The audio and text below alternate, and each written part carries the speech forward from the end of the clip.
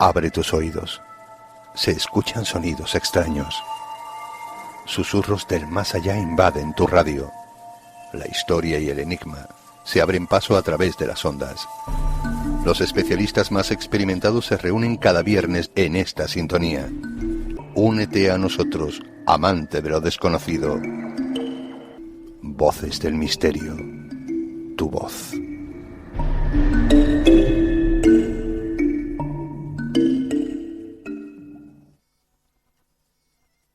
Egipto está en el origen de muchas de las cosas que nosotros tenemos en nuestra vida cotidiana, de muchas de nuestras creencias. No se pueden ni imaginar los enormes paralelismos que hay, por ejemplo, entre las bases del cristianismo y las bases de la antigua religión osiriana, del dios Osiris del antiguo Egipto. Osiris, como Jesús, murió y resucitó al tercer día. Muchas de las cosas que hoy sabemos de Osiris, como por ejemplo algunas de las leyendas que recogieron los griegos sobre su nacimiento, hablan de una estrella que anunció el nacimiento, igual que una estrella anunció el nacimiento de Jesús de Nazaret. Hay muchas cosas, por tanto, que tienen ese origen egipcio y que hoy, en la actualidad, consideramos como muy nuestras, muy occidentales, pero que no son así. Y dentro de todas esas cosas que arrancan en el antiguo Egipto, hay una que Enrique ha acariciado. A mí me daba pánico porque yo pensaba que ibas a hablar de lo que iba a ser el tema de mi conferencia, que es el enclave de muchos lugares sagrados, también de muchos lugares sagrados españoles, por lo tanto, que tiene que ver con cómo se enclavaban o qué funciones podrían tener los antiguos monumentos del Egipto faraónico y prefaraónico, porque aquí es donde surge realmente el quiz de la cuestión, de dónde viene esa sabiduría. Enrique ha dicho algo que aparece en mi novela mucho, no la has leído porque te la ha dado hoy, pero has avanzado muchas cosas que aparecen en este último libro, que es toda la historia sobre los dioses que entregan un conocimiento, en este caso los 72 libros de Tot, que después se convertirían en los libros de Hermes en el antiguo Egipto, y que darían una serie de instrucciones muy precisas a los constructores antiguos para erigir sus monumentos. Hay un papiro, que empezaré contando esa historia, aunque yo pensaba empezar por otro lado. Hay un papiro que es el papiro Huéscar. El papiro Huéscar es un papiro que tiene unos 3.500 años de antigüedad, donde se cuenta una historia bien insólita con respecto al constructor, o supuesto constructor de la Gran Pirámide, con respecto a Keops. Keops pide que cada uno de sus hijos le cuente un cuento, una historia, una leyenda.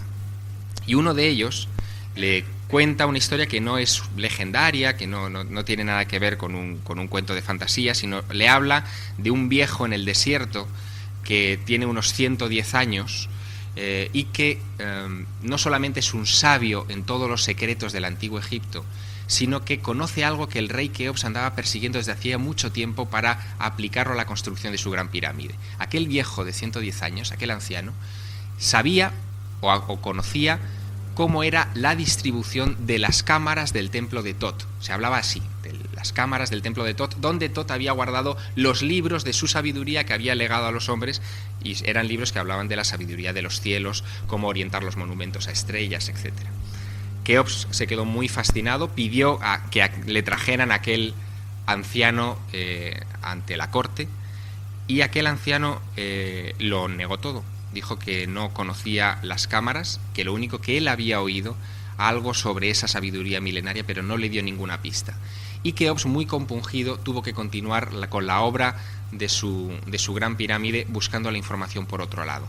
Pero finalmente, dice ese papiro Huéscar, en el momento en que se interrumpe, parece que el anciano finalmente accedió a hablar con el faraón y le dio los planos de ese templo de Tot que él imitó para la construcción de la Gran Pirámide.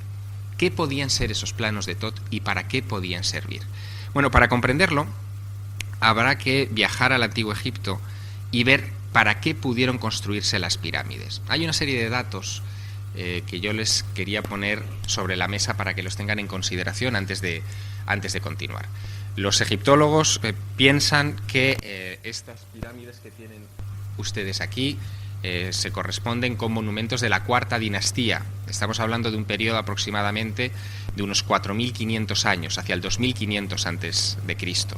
En ese periodo, 3 faraones, el faraón Keops, el faraón Kefren y el faraón Micerinos, construyeron estos monumentos. El más grande de todos, aunque en la foto no lo parezca, es el del fondo, que es la Gran Pirámide de Keops. Se trata de un edificio que tiene casi 1 kilómetro de perímetro, si sumamos la longitud de todos sus lados, la altura de un edificio de 40 plantas, de un rascacielos de 40 plantas, casi como la Torre Picasso de Madrid, si ustedes la conocen o la han visto.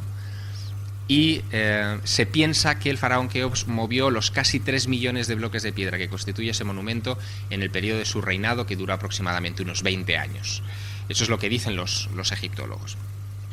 La siguiente pirámide, la pirámide de Kefren, supuestamente fue construida por este faraón, hijo de Keops, y se colocó en un punto de la meseta de Giza respetando un plano muy preciso, que era el eje longitudinal que atraviesa la pirámide. Pero el nieto de Keops, por alguna razón que luego explicaremos, construyó la pirámide pequeña, la pirámide de Micerinos, desviada de ese eje, saliéndose por completo de la lógica y haciendo una pirámide muchísimo más pequeña. Lo interesante, no obstante, vendría años después, cuando los egiptólogos comenzaron a estudiar la estructura interna de la Gran Pirámide. La Gran Pirámide, a diferencia de las otras dos, tiene todo un complejo sistema de laberintos en la mampostería de la pirámide, es decir, en lo que emerge, en la parte externa, en la pirámide en sí. El resto de las pirámides, en cambio, lo que tienen es la construcción piramidal encima y la tumba o supuesta cámara funeraria está en el nivel inferior, por debajo de la Gran Pirámide, no entra en la mampostería. La pirámide de Keops en ese sentido es extraordinaria, no solamente por la gran galería que está ahí dibujada con esas estrías, es una galería enorme dentro del edificio, sino también por las cámaras, la llamada cámara de la reina, que es la inferior, la casita, con forma de casita que hay en la parte inferior, y la cámara del rey, que es la de la parte superior. El siglo pasado, en fechas tan recientes como el siglo pasado, un señor dando golpecitos, un inglés dando golpecitos en las cámaras de la cámara de la reina, de la inferior, descubrió que había 2 lugares donde sonaba hueco. Perforó en aquel lugar pensando que iba a encontrar una cámara secreta y descubrió 2 agujeros de 20 por 20 centímetros que daban a unas galerías que penetraban en el interior de la pirámide, unas galerías por las que no podía meterse nadie, evidentemente, con ese tamaño. Se trataba de este agujero, uno de ellos, y otro este agujero. Bueno, los turistas suelen tirar botellas de agua a ver hasta dónde llegan, ¿no? Lo curioso de esos agujeros es que se trata de unos agujeros que entran en línea recta y después, con una inclinación de aproximadamente 45 grados, se pierden hacia el interior de la estructura de la pirámide. En el año 93, en una fecha muy reciente, se introdujo un robot. Yo no sé si ustedes ven bien estas imágenes. Sí, más o menos. Bueno, se las explico, tampoco requiere mucho. No sé si esta luz se podría bajar.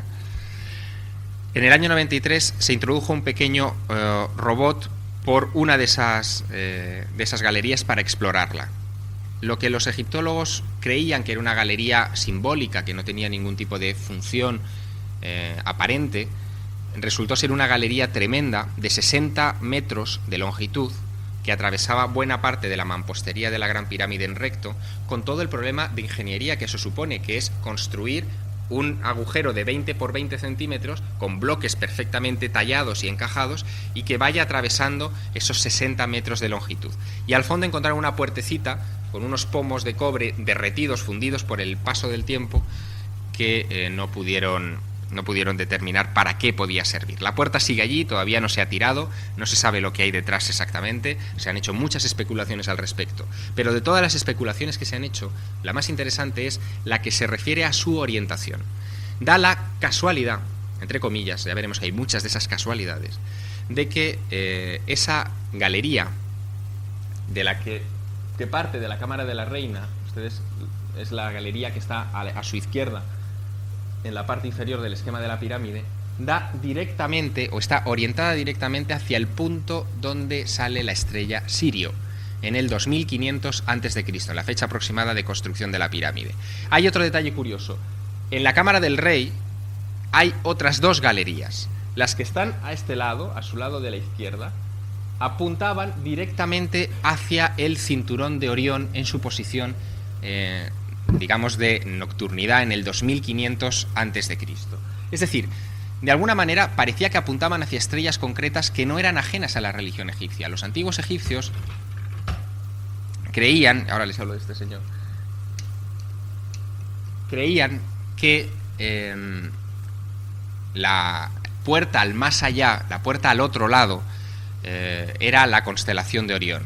Era lo que ellos llamaban el Duat, que daba paso a la Menti, al reino del más allá, que es a donde se debía dirigir el alma del faraón una vez que hubiera desencarnado.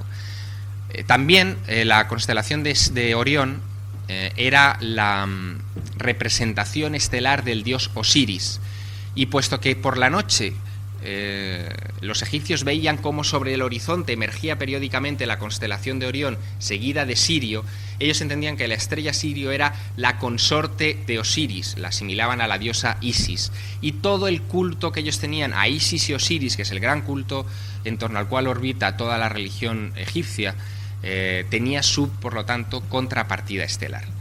Esta idea es una idea que comienza a gestarse a finales de los años 60, en concreto gracias a dos profesores, uno de la Universidad de Frankfurt y otro del Instituto Tecnológico de Massachusetts, que escriben un libro que se titula El molino de Hamlet, Hamlet's Mill, donde logran interpretar muchos cuentos, tradiciones antiguas, etcétera, con respecto a posiciones estelares o cuando se hablaba de determinados dioses los asimilaban a estrellas y a su posición relativa en aquella época. Hay una cosa muy curiosa en aquel trabajo de esos profesores. Ellos decían que los antiguos conocían un fenómeno que solamente hemos conocido nosotros recientemente, que es el de la llamada precesión de los equinoccios. Si una persona tuviera la suerte de vivir 300 años y pudiera ver durante esos 300 años, noche tras noche, el cielo, vería que las estrellas van desplazándose poco a poco en el firmamento, que no salen siempre en el mismo sitio, por lo tanto no están durante demasiado tiempo ubicadas en el mismo lugar, y que por un efecto de bamboleo de la Tierra tiene una serie de movimientos de rotación, traslación y de una especie de bamboleo, como si fuera una peonza. Hay constelaciones que se ven durante un tiempo y después dejan de verse durante un gran ciclo astronómico, de tal manera que solo cada 26.000 años, que es mucho tiempo, las estrellas vuelven a estar otra vez en el mismo punto que hoy. Es decir, las estrellas que se pueden ver hoy se verán exactamente en el mismo punto dentro de 26.000 años. Y estos profesores llegaron a la conclusión de que ese detalle de la precesión de los equinoccios era conocido por los antiguos, y que habían descubierto una cosa más, muy importante, que las estrellas se desplazan 1 grado, es decir, algo ya visible en el cielo, cada 72 años. Y que, por lo tanto, todos los números clave que hay en muchas de las tradiciones antiguas, como por ejemplo los 72 libros de Thoth, de los que hablaba Enrique hace un momento, los 72 genios de la Cábala, y tantos otros 72 o sus múltiplos, como 144, que sería el doble, o 36, o, tantos otros que podríamos entrar a debatir, tenían, el 9 evidentemente, tenían una relación precisa con ese movimiento de las estrellas. Y si alguien decía, como es el caso del mito de Isis y Osiris, si alguien decía que a la fiesta del dios que ofrece el dios Set, el hermano de Osiris, a su hermano para matarle, forma parte del mito, le invita a una fiesta donde le encierra en un sarcófago y ese sarcófago lo cierra herméticamente y lo lanza al Nilo. Bueno, resulta que el número de invitados a esa fiesta era de 72, exactamente 72, no otro número. A lo que llegan a estos dos profesores es a deducir que todos esos números que aparecen en los mitos antiguos se están refiriendo a movimientos precisos de estrellas, y que interpretando esos números y sus múltiplos podrían deducir la posición de esas estrellas en el firmamento en la época en que los mitos fueron concebidos. Así, por ejemplo, también esto ocurre en los incas, al otro lado del océano y muchos siglos después. Los incas tenían muchas fábulas relativas a animales, la llama, la zorra, tantos otros. Cuando hablaban de que, por ejemplo, y hay un mito muy famoso en los Andes, que habla de que la zorra pierde su cola, se están refiriendo a un momento en el que la constelación que ellos llamaban de la zorra la cola, las estrellas que formarían la cola de esa constelación, quedaban por debajo de la línea del horizonte. Y eso, con un moderno programa de ordenador, se puede convertir en una fecha. Esta prolija explicación tiene que ver con algo importante que comienza a hacerse público en el año 94. El señor que veían antes se llama Robert Bauval, es un ingeniero de origen egipcio, aunque de familia y procedencia inglesa, que en el año 94 hace pública una teoría bien insólita. Él dice que es capaz de explicar esa anomalía que yo les describí al principio de la charla, de por qué el faraón Micerinos, a la hora de construir su pequeña pirámide de la meseta de Gizeh, la construye desviada del plano original. Aquí ven una fotografía aérea de las tres pirámides, en la vertical. Ven la gran pirámide en la parte de abajo, la segunda pirámide, la pirámide de Kefren, justo al lado. Ven que el eje es el mismo, es decir, están construidos sobre un mismo eje. Y ven que la pirámide de Micerinos está ligeramente desviada hacia el este, hacia su izquierda, y por lo tanto desafía por completo el plano original. ¿Por qué haría esto Micerinos? ¿Por qué construiría una pirámide no ajustándola al plano original? Robert Bauval le da muchas vueltas a esta pregunta y llega a una conclusión fascinante. Lo que hicieron los egipcios al construir sus pirámides fue tratar de imitar sobre el suelo de la meseta de Gizeh la disposición de las tres estrellas del cinturón de Orión, las tres Marías. Si ustedes se fijan, las dos mayores, Al-Nitak y Al-Nilam, son las dos estrellas que estarían perfectamente en línea, son las dos estrellas mayores también del cinturón de Orión, y sin embargo la pequeña, Mintaka, está ligeramente desviada hacia la izquierda y es también más pequeña que las dos componentes anteriores.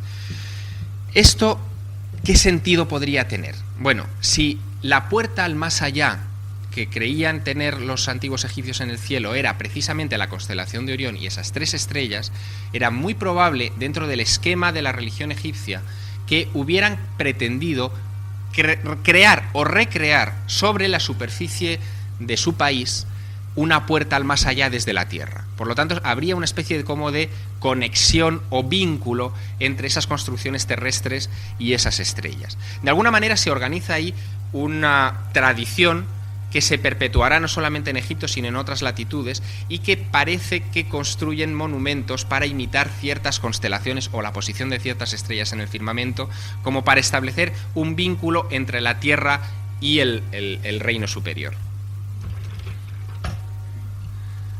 La cosa va mucho más allá. Los investigadores se dan cuenta de otro detalle curioso. En el 2000 antes de Cristo, 2000-2500, que es el periodo de construcción de la Gran Pirámide, la constelación de Orión está en un punto muy elevado del firmamento. Es el punto más elevado que podría tener en ese ciclo de precesión de 26.000 años. Es el momento de más altura sobre el horizonte de la meseta de Giza. Se dan cuenta que en el 2000-2500 antes de Cristo, la orientación de las tres estrellas de la constelación de Orión relativa en el cielo no encaja perfectamente con la disposición de las tres pirámides. Comienza ahí una investigación curiosa que trata de hacer fijar las tres estrellas, digamos, en su posición relativa en el cielo con su posición relativa en el suelo. Y descubren una cosa curiosa. Aproximadamente en la primavera del 10.500 antes de Cristo, las tres estrellas de la constelación de Orión, las tres estrellas del cinturón de Orión, encajan perfectamente en su posición relativa con respecto a las tres pirámides de la meseta de Giza, que es lo que ven ustedes en la parte inferior. Pero no solamente eso, en esa, digamos, en ese movimiento relativo de las estrellas que los expertos computerizan, hacen retroceder la posición de las estrellas en el tiempo gracias a un programa de ordenador, se dan cuenta de otro detalle. En el horizonte sur de la meseta de Gizeh, ustedes ven esa mancha negra de abajo que corresponde al Nilo. Bueno, el Nilo se pierde en el punto del horizonte por donde emerge la Vía Láctea. Para los antiguos egipcios, la Vía Láctea era el Nilo celestial, era el río que debía cruzar el faraón o el alma del faraón una vez descarnada. Esto encajaba en cierta manera con un esquema que nos llegaría a través de tradiciones medievales y sobre todo renacentistas, que hablaba de esos libros de Hermes a los que hacía alusión Enrique y que decía aquella máxima famosa hermética de como es arriba es abajo, todo lo que está en el cielo tiene su reflejo en el suelo. Bueno, pues esa máxima hermética parecía que empezaba a cumplirse en esa fecha del 10.500 a.C. Pero, ¿qué ocurrió en esa fecha? Es decir, ¿qué ocurrió en el 10.500 a.C.? Los antiguos egipcios sabían lo que ocurrió. Los egiptólogos, a la hora de interpretar la historia, piensan que en esa fecha no había nadie en la meseta de Giza, que aquello era una zona más o menos fértil, porque no era el desierto que hoy rodea al Nilo, que era una zona más o menos fértil antes de la última glaciación, y que lo único que podría haber como mucho serían pequeñas tribus de pastores nómadas, pero sin capacidad para construir unas pirámides o pensar siquiera en constituirse en una civilización.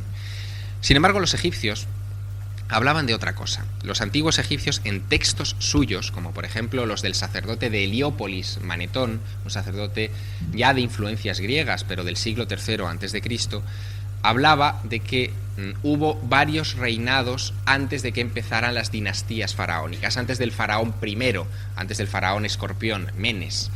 En concreto dice que antes de Menes existió un periodo de reinado de unos 11.000 años donde Egipto estuvo gobernado por una gente que llamaban los Semsu-Hor, los compañeros de Horus. Horus, en la tradición antigua egipcia, se equiparaba un poco al sol, al movimiento del sol, y esos compañeros de Horus podría ser una manera de encriptar un mensaje de decir, eran gente que controlaba el sol, eran astrónomos, gente que vigilaba el movimiento del astro rey. Y antes de los Semsu-Hor, este Manetón hablaba de la existencia de una larga estirpe de dioses que gobernaron Egipto y que se asentaron en ese lugar para crear las bases de lo que sería después la vida humana sobre la tierra. Ese es un poco el mito que recoge Manetón y que pone los pelos de punta al respecto de cómo las cosas van encajando en torno a esa fecha del 10.500 a.C. Verán ustedes, en el 94 se hacen públicos los descubrimientos de la relación de las pirámides de la meseta de Giza con el cinturón de la constelación de Orión, y se hace pública la relación del Nilo con respecto a la Vía Láctea. Pero los expertos habían pasado por alto un detalle, y es cómo encajar en esa especie de espejo celestial en la meseta de Giza otro monumento emblemático, que es la Esfinge. ¿Qué podía estar señalando la Esfinge supuestamente en el firmamento del 10.500 a.C.? Bueno, pues en esa fecha, según los análisis que se hicieron posteriormente, se descubrió algo sensacional. La Esfinge, que aquí ustedes no van a ver. Ahí. ¿Se me oye si no tengo micrófono? Sí, ¿verdad? Estas son las tres pirámides de la meseta de Giza. Esta es la posición de Orión más baja en el horizonte en el 10.500 a.C., encajando con la posición relativa de las pirámides. Aquí está la Esfinge. Pues bien, la Esfinge, en las noches de primavera del 10.500 a.C., apuntaba directamente hacia el este, hacia el lugar donde salía el sol, pero también hacia el lugar donde por la noche, lo ven ustedes aquí, emergía la constelación de Leo. La Esfinge es un león, con cabeza humana, pero es un león. Se ha especulado muchísimo en estos últimos años sobre su antigüedad. De hecho, y eso es una cosa que hemos podido seguir tanto Enrique como yo muy apasionadamente, los debates sobre la antigüedad de la Esfinge, y Año Cero le dedicó una portada hace tiempo a este problema, por la importancia que tiene. De hecho, hace unos años comenzó a ponerse en duda la antigüedad de la Esfinge. Todos los egiptólogos, y lo verán ustedes en cualquier libro de historia, hablan de que la Esfinge en realidad es un retrato del faraón Kefren, del faraón de la segunda pirámide, el que construyó supuestamente la segunda pirámide, porque el rostro de la Esfinge, dicen, pertenece al propio Kefren. Quizá, de hecho, es muy probable que la Esfinge originalmente fuera un león completo y que la cabeza fuera retallada por varios detalles, entre otros porque la cabeza es la única parte de la anatomía de ese coloso de piedra, la estatua más grande de toda la Tierra, que está desproporcionada con respecto al conjunto. Es mucho más pequeña la cabeza que el resto del cuerpo. Luego, no sé si ustedes han fijado bien, la cabeza no está apenas erosionada, pero el pecho de la Esfinge, sus patas y otras partes del monumento están muy, muy deterioradas. En el año 93, un geólogo de la Universidad de Boston, Robert Schoch, acudió hasta el lugar para hacer una serie de tests sobre la piedra y llegó a una conclusión cuando menos inquietante. Y es que esa erosión del pecho de la esfinge y de las patas era una erosión claramente inducida por agua, y no agua precipitada, no agua de lluvia, sino como si fuera agua de oleaje, muy parecido, Antonio lo sabrá bien porque es un hombre de mar, muy parecido a las erosiones que provoca el agua cuando lame la costa y lame ciertas rocas calcáreas formando esa especie de nichos o de arrugas, de michelines, por decirlo de alguna manera, en la piedra. Ese era el tipo de erosión que tenía la esfinge. Pero ¿cuándo lamieron las aguas ese monumento? ¿Cuándo pudieron lamer las aguas ese monumento o esa piedra? En unas fechas que se asemejan mucho a las del 10.500 a.C. La última vez que hubo agua que llegara a los pies de esa roca fue aproximadamente hacia el 7.500 a.C., que fue el periodo, digamos, ya de tránsito de la glaciación.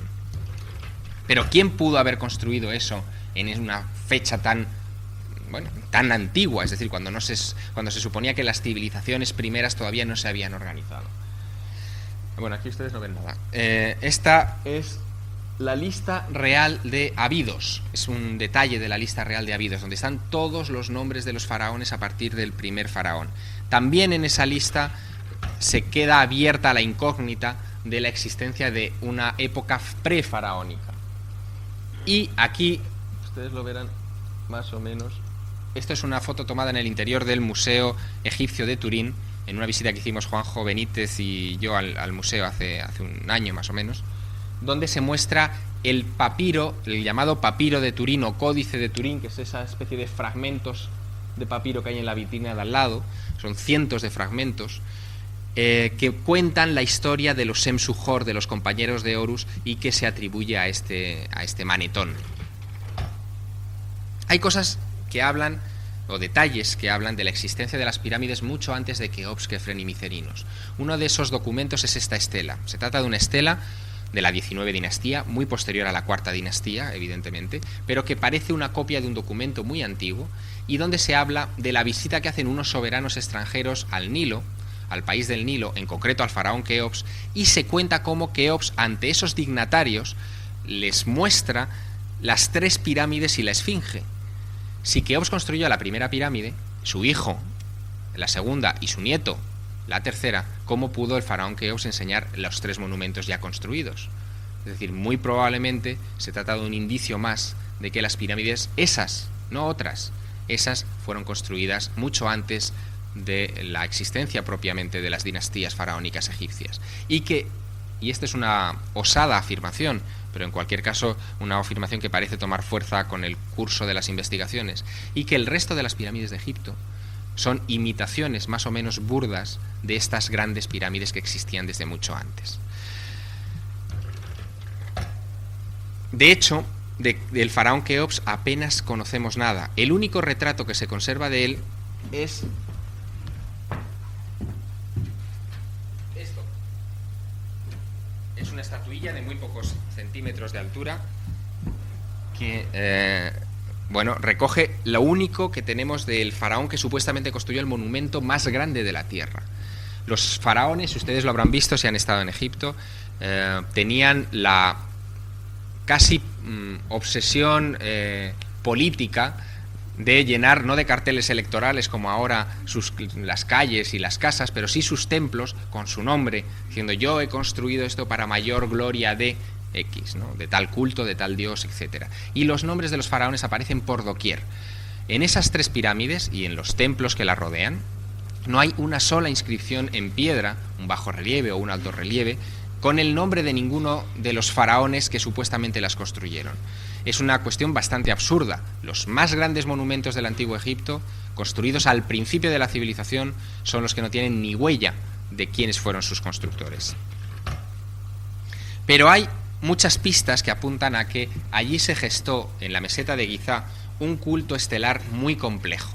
Un culto que después iría dejando sus huellas en el transcurso de toda la civilización egipcia, y que haría cosas como, por ejemplo, o que llevaría a los antiguos a, por ejemplo, hacer cosas tan simbólicas tan simples, pero tan hermosas, como pintar estrellas en los techos de sus templos, y aparecen por doquier en los templos egipcios, para señalar que el techo de los templos era la parte simbólica que correspondería a los cielos.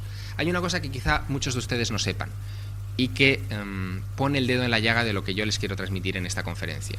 Los primeros constructores de catedrales, y Enrique ha rozado también ese tema en particular, los primeros constructores de catedrales pintaron las catedrales, igual que los templos egipcios. No eran piedra desnuda como las vemos hoy. Todos los templos egipcios estaban policromados. Las antiguas catedrales góticas estaban policromadas. En algunos sitios se conserva parte de esa policromía, muy poca, pero hay algunas catedrales, por ejemplo Bayeux en Francia, donde se conserva todavía parte de la policromía del techo de la catedral. ¿Qué pintaban los constructores de catedrales en los techos de las mismas? Imagínenselo, estrellas, pero no solamente estrellas, estrellas de 5 puntas. Es decir, esa estrella particular que ustedes ven aquí y que veían en esta escena. Estrella que no es una estrella cualquiera en la simbología egipcia, se trata de la estrella Sirio. El jeroglífico para decir Sirio contiene esa estrella en el propio texto, en la propia manera de escribir. Ahora bien, y aquí entramos en la parte fascinante de todas estas, de esta puesta en escena. ¿Para qué pudieron servir aquellas pirámides? ¿Qué clase de función pudieron cumplir? Hay varias teorías recientes que no dejan de ser realmente interesantes. Por ejemplo, el interior de la Gran Pirámide, ese interior que se desarrolla dentro de la mampostería, es un interior que parece casi laberíntico, un interior en el que no había bombillas, evidentemente, para poder iluminarse como las que hoy han colocado para que los turistas puedan visitarla, y donde el visitante que pudiera acceder a ese templo se iba a manejar en la más absoluta oscuridad. No sería de extrañar, porque los masones lo hicieron con posterioridad y muchas sociedades secretas también, que aquel recinto absolutamente a oscuras pudiera ser una especie de recinto iniciático, un lugar donde se colocara al faraón, se le dejara allí por la noche o por el día, daba igual, porque allí era noche perpetua en su interior, y tuviera que llegar hasta ciertos puntos estratégicos del monumento en una especie de, bueno, entrenamiento de lo que sería su paso al más allá, su paso al Duat, su paso al otro lado. Desde el punto de vista externo de las pirámides, también hay una serie de anomalías, digamos, considerables. Por ejemplo, la Gran Pirámide se encuentra situada en un punto de la meseta de Giza que, extendiendo sus vértices norte-sur, imaginariamente se abarca perfectamente todo el cono que forma el delta del Nilo. Es como si fuera un marcador geodésico. Y algo así debió pensar un escritor y un investigador norteamericano que se llama Graham Hancock al respecto de las pirámides, porque él comenzó a trabajar en una línea que tiene mucho que ver con su orientación astronómica y con esa idea de marcador geodésico.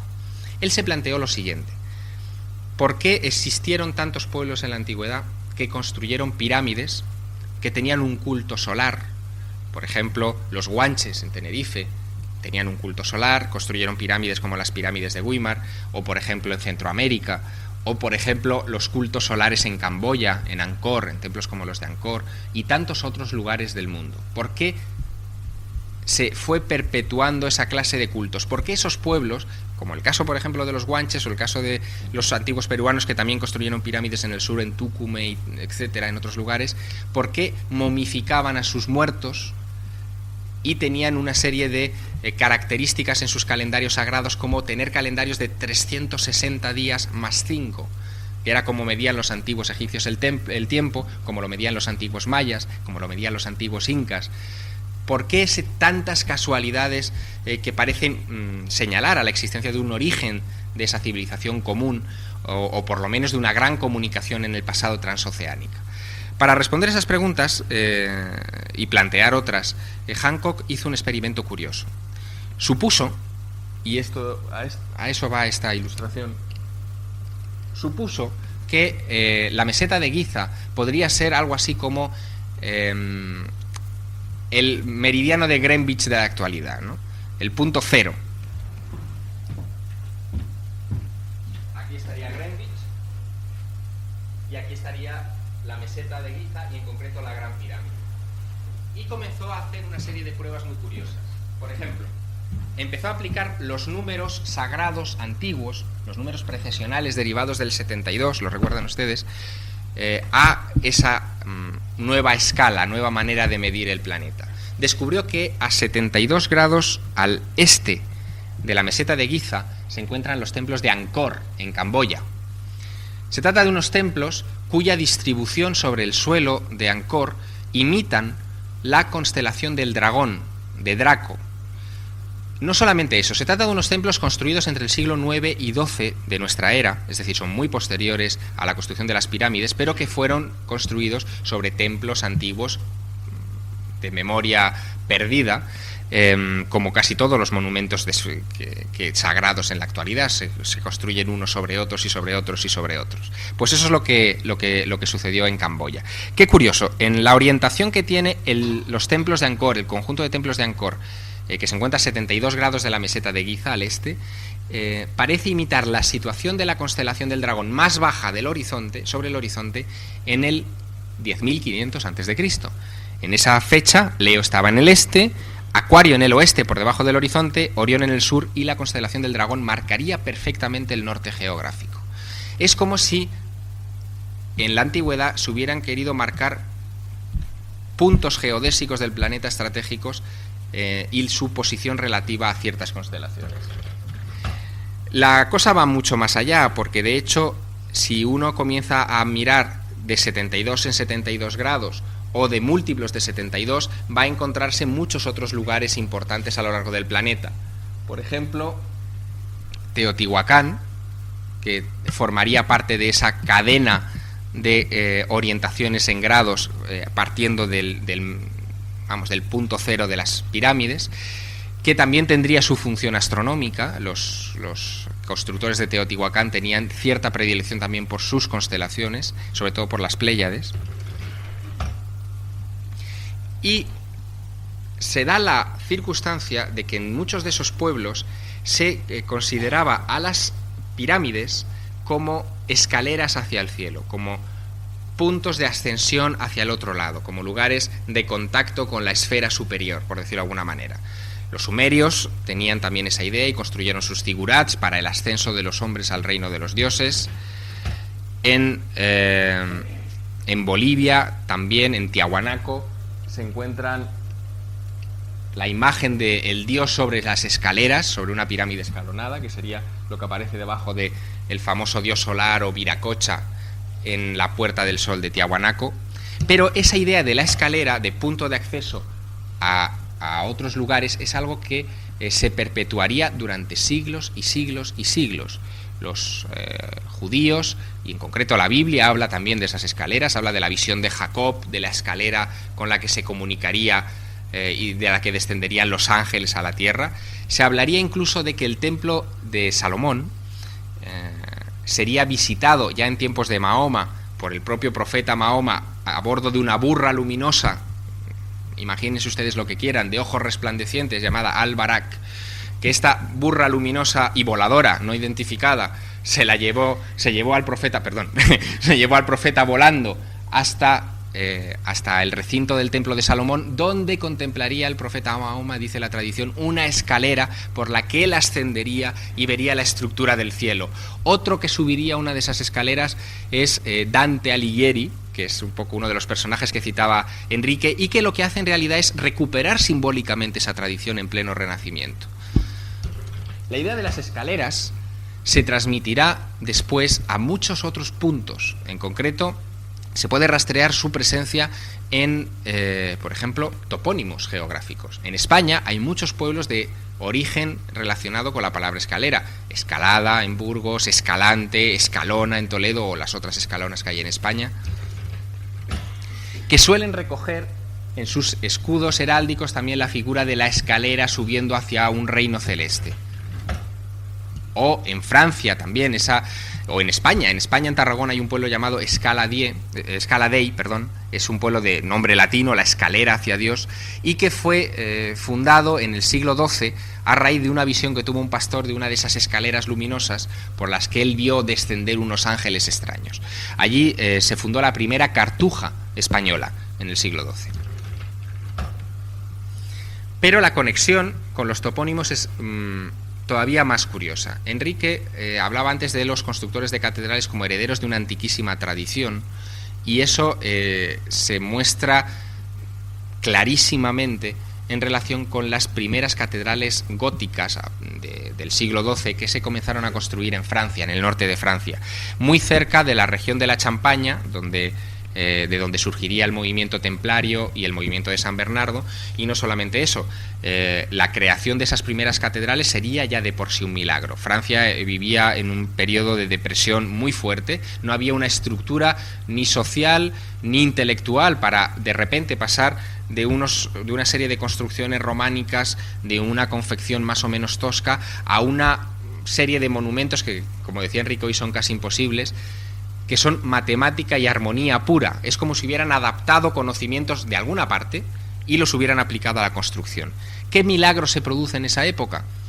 Quizá el milagro tenga que ver con aquello que los templarios estuvieron excavando o buscando en el Templo de Salomón, porque a su regreso de aquella expedición de varios años a Jerusalén comienza ya a articularse la construcción de estos templos, con una particularidad.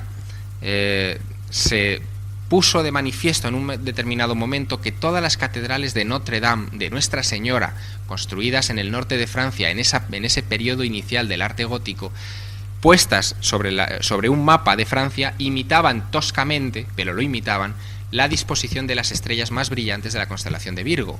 Es decir, imitaban la constelación de la Virgen, de Nuestra Señora, en el, digamos, culto o concepción cristiana de ese momento.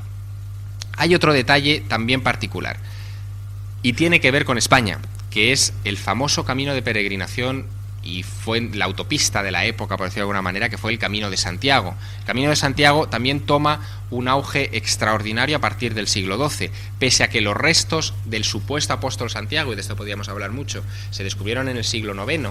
En el siglo XII es cuando comienza a estructurarse con más fuerza ese camino de peregrinación que parte de Becelay, del pueblo que antes citaba Enrique, lugar donde San Bernardo convoca la Segunda Cruzada, muy cerca del lugar donde había nacido, de Claraval, donde había nacido San Bernardo, un lugar geoestratégico importantísimo en la historia del medievo.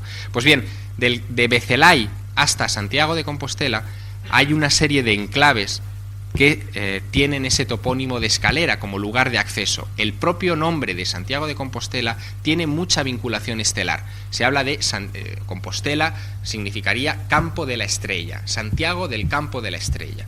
Como si con esto se quisiera marcar la existencia de una especie de ruta cósmica o de imitación de ruta cósmica. ¿Cuántos de ustedes no han escuchado en alguna ocasión, especialmente en la infancia, por lo menos a mí me lo contaban, que la Vía Láctea era el Camino de Santiago, o que el Camino de Santiago imitaba la disposición de la Vía Láctea? Hay cierta relación astronómica de la posición de la Vía Láctea sobre el Camino de Santiago en el siglo XII, en la época en la que se construyeron esas catedrales imitando a la constelación de Virgo.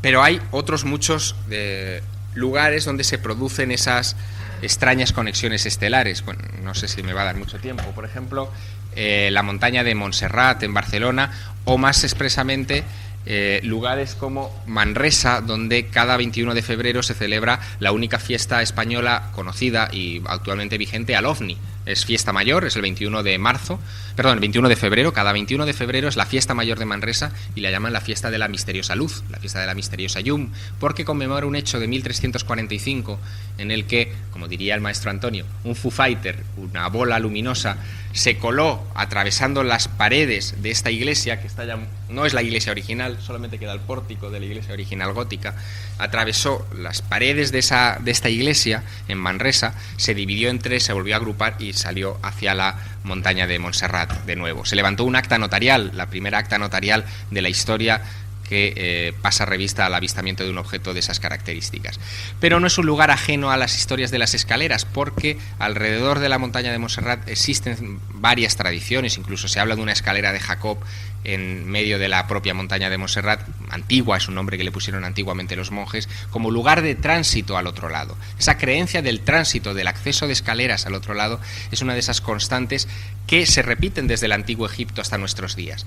¿Cuál es el mecanismo que hace que una tradición tan antigua como la egipcia de conexión estelar llegue hasta nuestros días prácticamente intacta. ¿Por qué vía llega hasta nosotros? Especular sobre eso nos llevaría también muchísimo tiempo, el poder determinar la ruta histórica que seguiría esa creencia, pero terminaré aquí. Pero de lo que no cabe ninguna duda es que esa creencia está muy, muy entroncada con algo que se entregó a los antiguos egipcios hacia el 10.500, pongamos por caso, antes de Cristo, que tiene mucho que ver con esos libros de Thoth, de los que hablaba Enrique, libros del conocimiento, y que quizás se han seguido manteniendo esa tradición hasta nuestros días. Solo un par de pistas. En el siglo XII, en España, siglo XII es importantísimo en toda esta historia, como ustedes ven. En el siglo XII, en España, un árabe escribió un libro que se llama el Picatrix. Hemos hablado alguna vez últimamente, Enrique y yo, de este tema. El Picatrix es un libro de magia, de talismanes. En concreto enseña a la fabricación de talismanes, pero no talismanes como las pequeñas medallas o amuletos que ustedes se imaginan. El Picatrix tiene una parte dedicada a los grandes talismanes, a los super talismanes. Esos super talismanes serían monumentos o ciudades enteras que se construirían imitando determinadas constelaciones astronómicas con la idea de atraer la fuerza de esas estrellas hacia el cielo. Se trata de un texto, ya les digo, medieval, siglo XII, que en su estructura íntima, quitándolo del ropaje y bueno, de la fraseología un poco de la época, está diciendo lo mismo que debió alimentar el espíritu de los antiguos egipcios cuando construyeron sus pirámides, el tratar de imitar determinadas posiciones estelares sobre la Tierra. Es exactamente lo mismo. Y esa obsesión de tratar de imitar posiciones estelares sobre la Tierra es algo que parece que se ha perpetuado hasta nuestros días. Por ejemplo, y eso es una cuestión fascinante, los que fundaron la nación norteamericana, los padres de los Estados Unidos, a los que antes hacía alusión Enrique, diseñaron la ciudad de Washington, el plano de la ciudad de Washington, de tal manera que muchas de sus avenidas, unidas con líneas que no hace falta rebuscar demasiado, imitan o hacen símbolos que son claramente símbolos astronómicos o símbolos mágicos, como el sello de Salomón, la famosa estrella de 5 puntas, que no es sino una transfiguración en el templo de la estrella de 5 puntas egipcia y un símbolo, por lo tanto, o un sello de la estrella sirio. También eso ocurre en París. Es una cosa curiosísima. El Museo del Louvre, a tamaño mucho mayor, bestialmente mayor, es prácticamente un calco de la disposición que tiene el templo de Luxor, con la misma desviación que presenta el templo de Luxor.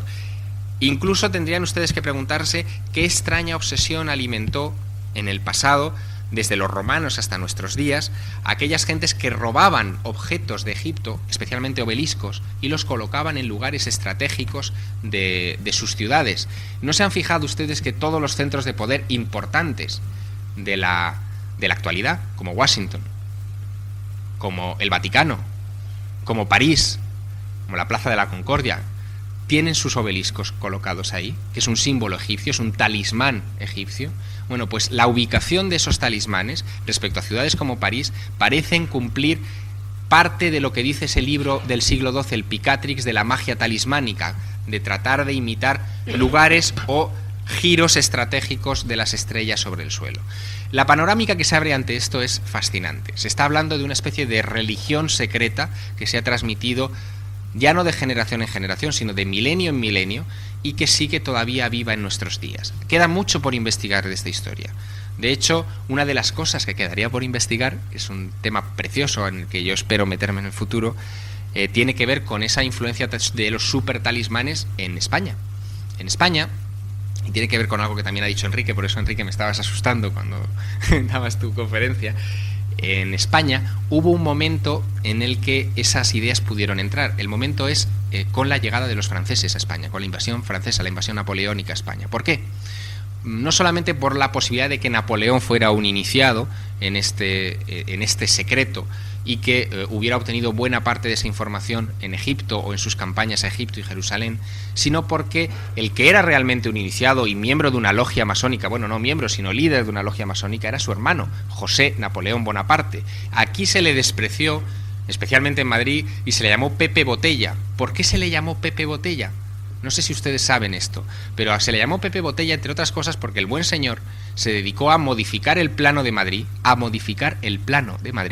y a colocar en muchos sitios fuentes, botijos los llamaban botijos los madrileños de aquella época, a adornar las calles de manera extraña y a configurar algo que en cierta manera todavía es visible hoy en Madrid. Es decir, que en Madrid quizá hubo un plano talismánico, súper talismánico en la antigüedad, perdón, no en la antigüedad, hace 4 días, arrancando desde la época de Pepe Botella. Y qué curioso, Madrid también es una ciudad que tiene mucho que ver con los mitos de Isis.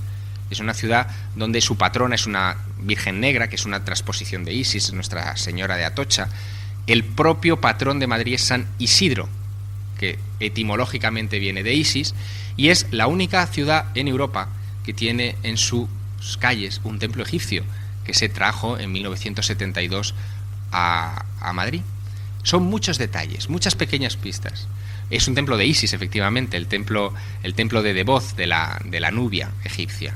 Son muchos pequeños detalles, pero apuntan a que existe una especie como de tradición estelar antigua, sería el Arcana Arcanorum, que decía antes Enrique en su charla, y que habría llegado hasta nuestros días y cuya pistas se pueden seguir en múltiples caminos.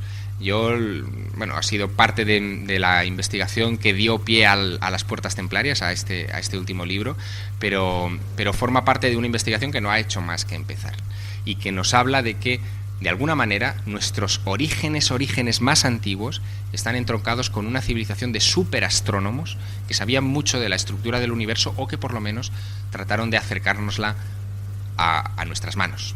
Nada más, muchas gracias.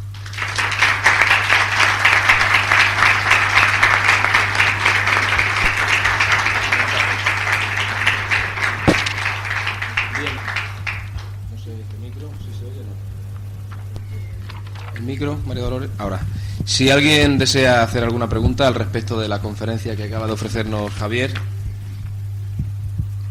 o no hay dudas. Aquel señor. ¿Hay algo de cierto sobre reconocer los egipcios en la utilización de la energía de corriente estática en las galerías de los laberintos, supuesto que algunos autores mencionan de que han descubierto instalaciones de aparatos eléctricos que pudieron iluminar esas galerías?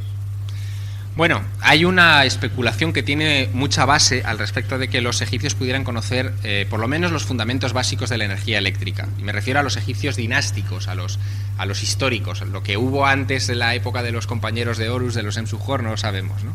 Pero esa especulación se basa en varios factores. Primero, en la existencia de galerías subterráneas que parten en vertical, muchas de ellas, es la estructura básica de muchas tumbas egipcias. Uno baja 25 metros de profundidad vertical y después comienza a entrar en una especie de laberinto extraño donde hay todo tipo de bajorrelieves que se han hecho en esas paredes y no hay signos de humo, ni de combustión, ni nada ahí abajo. Es decir, se utilizó algún tipo de iluminación limpia que no dejaba huella y que nosotros, la única que conocemos de esas características es la luz eléctrica, porque incluso el aceite, la combustión de aceite hubiera dejado ese tipo de huellas en las galerías. ¿Cuál es el problema? Los egiptólogos dicen que podían hacerlo con juegos de espejos, pero los juegos de espejos no son suficientes ni para iluminar durante demasiado tiempo. El sol cambia muy rápidamente de posición en el cielo y aquellos son trabajos filigranas, auténticas en las paredes, ni tampoco para llegar hasta el fondo de esos laberintos.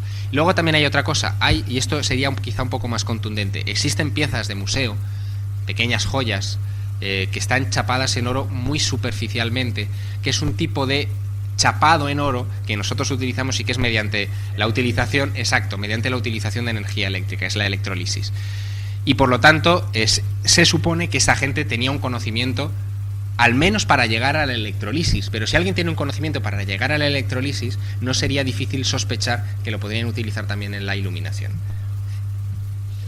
Nada. Sí, Margarita.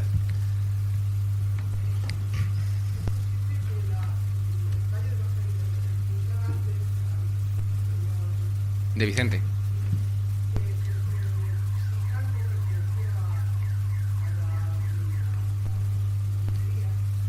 No, Franco no para. Sí.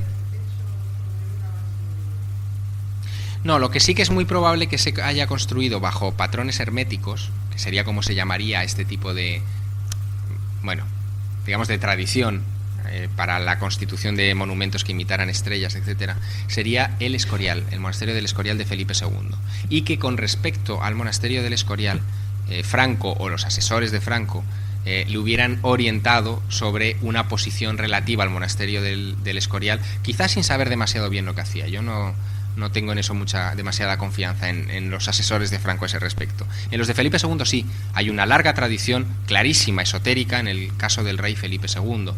Tanto su bibliotecario, Arias Montano, como Juan de Herrera eran profundos conocedores de cuestiones esotéricas, se dedicaron a archivar en sus bibliotecas libros que habían sido condenados por la Iglesia, entre ellos los tratados mágicos ya casi indescifrables de Raimundo Lulio, por ejemplo, de Ramón Llull, donde también se contienen muchas alusiones herméticas a esta especie de obsesión talismánica por recoger las fuerzas del cielo, ¿no? Y quizá de ahí Franco hubiera podido beber algo, quizá, es lo único que le puedo decir a ese respecto. ¿Nadie más? Sí. Aquel caballero del fondo. Yo creo que las pirámides pueden haber sido construidas por los extraterrestres, porque creo que han sacado ahí pero en ciertas piedras de las pirámides. ¿Y eso qué quiere decir? ¿Que los extraterrestres son alopécicos? Como si hubieran sido fundidas allí. Ajá.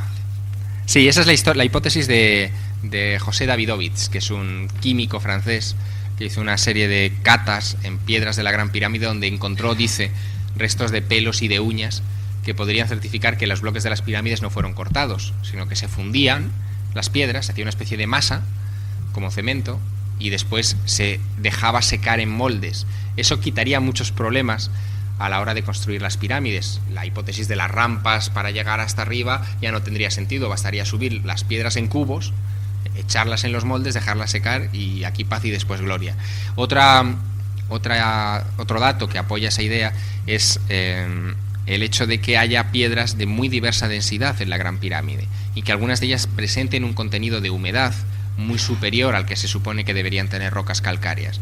Y un tercer aspecto que argumenta Davidovich para asentar su tesis es que existe una tradición egipcia que él la bebe de una estela que se encuentra en la isla de Segel, muy cerca de Asuán, en el sur del país, donde salen las piedras de granito de toda la civilización faraónica, en la que el dios Nun, que es el dios con cabeza de carnero, el dios alfarero, el que creó al hombre a partir del barro, que eso lo dice también la tradición egipcia, enseñó a Imhotep, que era el maestro de los constructores de pirámides, el primer constructor de una pirámide, a ablandar la piedra. Y qué curioso, que aquí hay un detalle curioso que abunda en la historia de los libros de Tot y que acabo de recordar. A Imhotep, dice la antigua tradición egipcia, le dieron las instrucciones para construir las pirámides en un libro que cayó del cielo. A Tot, la historia de Tot, el Tot entrega a los hombres unos libros con los secretos del cielo, unas tablas. Tablas también era lo que recibió Moisés en el monte Sinaí, con las instrucciones que debía transmitir a su pueblo. Es decir, la historia de esas tablas con conocimiento se repite a lo largo de la humanidad. Bueno, además en el caso de Moisés, que era bastante torpe, ustedes sabrán si han leído ese episodio, a Moisés se le rompen las tablas y Dios tiene que volver otra vez con su paciencia y decirle, anda, chaval, toma, aquí tienes otra vez las instrucciones. Pero es una historia curiosa, el asunto de las tablas y de los libros que transmiten conocimiento, ¿no? Hay ciertos cálculos que demuestran que la gravedad del Sol no es 28 veces mayor que la de la Tierra, sino 2.360.000 veces mayor. Es precisamente el volumen que tiene la velocidad de metros cúbicos. La gravedad. La gravedad Es tremenda del Sol, no, a ese dato yo no lo conozco para cuantificarlo astronómicamente, pero tiene que ser mucho mayor que 28 veces seguro, ¿eh? Porque el volumen del Sol, o sea, la masa del Sol es mucho mayor que la de la Tierra, mucho más de 28 veces más grande, ¿no? Los astrónomos actuales creen que es 23 veces mayor que la de la Tierra. Hay otros cálculos que demuestran que es 2.370.000 veces mayor, que es precisamente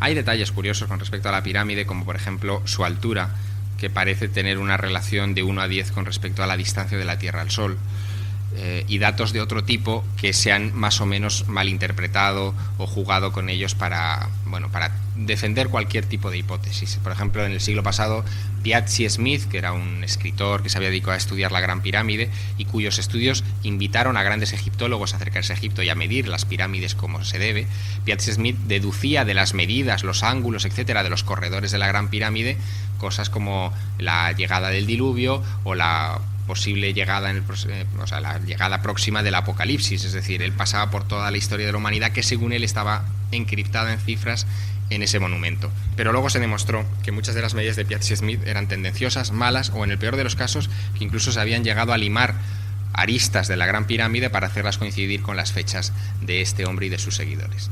La historia de la egiptología en ese sentido está llena de anécdotas así. Experiencias paranormales, enigmas históricos, conspiraciones, leyendas urbanas, el mito de los ovnis y muchos otros misterios que perduran con el paso del tiempo forman parte de las voces del misterio. ¿Crees que estás solo? Siempre hay alguien al otro lado. Voces del misterio.